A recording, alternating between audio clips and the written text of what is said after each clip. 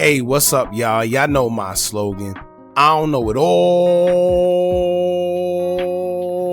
but I know what I've been through.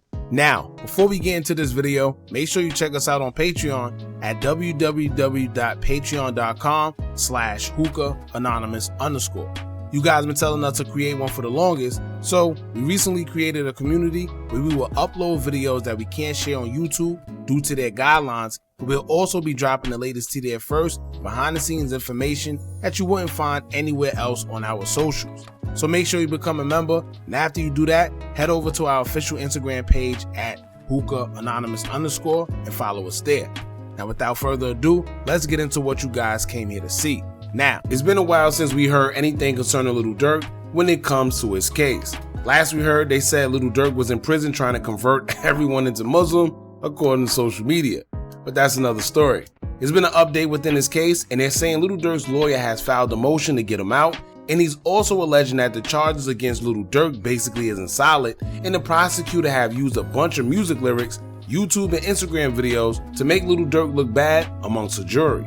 Now that'll be interesting because I would like to know which YouTube and Instagram videos they use to bring up the charges, and then I would also like to know, are they even able to solely base a whole case off social media and song lyrics? Like, I know they could use it, but I doubt that's the only thing they're basing the whole indictment on. Now for y'all that don't know, Lil Durk had been arrested in October of 2024 and hit with a few charges including M for hire, conspiracy, and illegal use of firearms.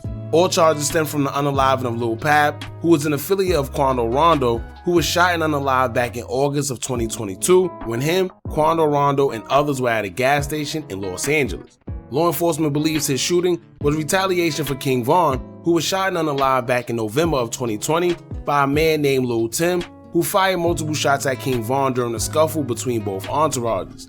After Lil Pab's unaliving, many social media users would take to social media alleging that Lil Durk slid for Von, and it's one of those situations where anybody could have did it to Lil Pab, but the fact that Quando and Lil Durk have been at odds since the unaliving of King Von, all the fingers were automatically pointed to Lil Durk. And Lil Durk didn't help at all because he will also bask in the glory by making songs and throwing subliminals at Quando Rondo, and also make slick posts via social media hinting that he may have had some type of involvement. Now when the indictment came down and Durk was arrested, we would learn that it's more than just social media that put Durk on the Fed's radar, and a few things the people he was associated with did that made everything sloppy and easier for police. According to reports, the suspects who was accused of unaliving Lil Pab, who was also affiliated with Lil Durk, but on top of that, the feds have text messages that they brought up, a confidential informant, and they even pointed out that a credit card associated with OTF was used to purchase items used for the unaliving of Lil Pab. Now this is why hearing that his attorneys are trying to get the case thrown out due to the prosecutors using only social media, to me, doesn't make sense. They already have the evidence that they claim to have, which will outweigh whatever social media evidence that they're talking about, because I don't think they could base a whole indictment solely off social media alone. The feds aren't just going to come because of Instagram or because of a video, so the fact that they did spend time picking them up should tell us that they have a little more than they think. Keep in mind, Durk does have a good lawyer. He actually has about 5 of them. But Drew Fenelon is the one that's more known amongst them all, who also represented Donald Trump. So if he's taking the route he's taking and feel he may be able to get Durk out, then maybe he knows something that we don't. Who knows? But as Durk lawyer, he's going to have to do all he can and exhaust every option to possibly get him out of jail. So I get it. However, let's get into what the new update pertaining to Lil Durk's case is involving. According to a new motion that was recently filed to get Durk out of jail before a trial, the motion states that Lil Durk is pushing for release from jail before a trial, arguing prosecutors misuse lyrics and fan videos to justify his detention in the M for hire case. He's arguing that prosecutors misrepresented key evidence within the case and states that the lyrics from songs and videos they used to prosecute him were false and just made up theories instead of facts. One of the songs that was used to prosecute Durk, in which the feds believe he was glorifying the unaliving of Lil Pab, is a song called Wonderful Wayne and Jackie Boy featuring Babyface Ray.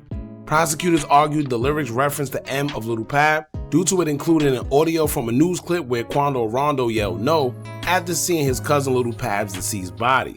Durk's attorney will state that they reached out to the producer of the song, who goes by the name Justin Gibson, and he confirmed that the song had nothing to do with the unaliving and even stated that the verse was recorded 7 months before the shooting even took place. Now, Durk's lawyer said the government has not produced any evidence that Durk himself made or approved of any videos pertaining to the unaliving of Lil Durk. They also stated that the government is choosing to speculate and use theories of crimes being committed rather than actual evidence of crimes being committed. Now, aside from that, Lil Durk's lawyers have also prepared a new bond package that is assuring if he is released, they don't have to worry about him trying to flee, because as y'all know, allegedly he tried to flee to Dubai before being arrested in Florida. But now his attorneys put together a new bond package that consists of $900,000 in real estate equity, $1 million in physical cash from Alamo Records, $150,000 from a business associate, 24/7 private security, electronic monitoring, and very strict reporting requirements if he's granted the ability to be free. Now it's crazy because, as y'all can see, it's very expensive to get out of trouble, and it's not even definite. It's easy as hell to go to jail, and it's basically costing you nothing. Meanwhile, getting out can cost you a whole lot, apparently. But anyway, when it comes to the new proposal for Lil Durk to get out of jail, I expect them to fight for him the way they are, because I'm sure he's paying them a lot of money.